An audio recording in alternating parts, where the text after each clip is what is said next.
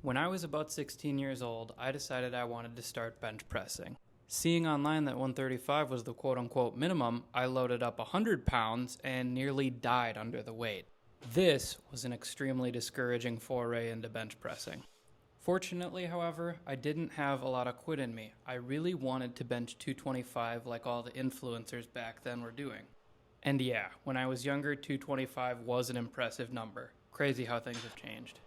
Through some trial, error, and a decent amount of patience, I was able to slowly and continuously hit PRs, eventually resulting in the golden 225 that I had always dreamed of. Now, I know according to the internet you should be hitting 315 after 2 years of training, but I still wanted to make a guide practically on how to get to 225 in what I consider to be a realistic timeline for an average person. Now, this isn't going to be an exact step-by-step guide, but more so a list of tips that would have helped me in my process.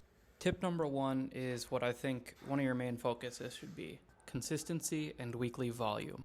If you're really gunning for that 225, I recommend benching twice a week. And in my opinion, you should stick to a consistent rep pattern, something basic like 5x5 or 4x5.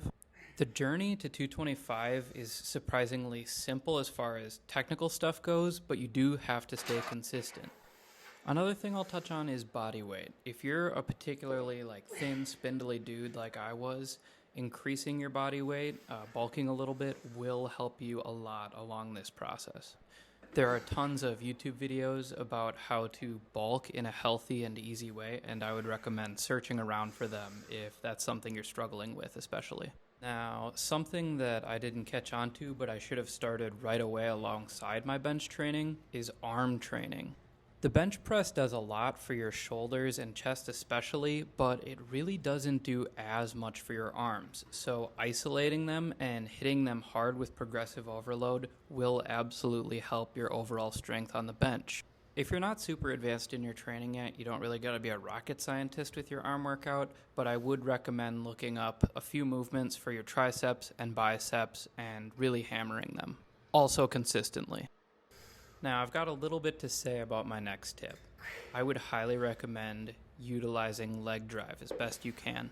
Leg drive is essentially the act of pushing through your feet into your legs, which will highly stabilize and strengthen the movement.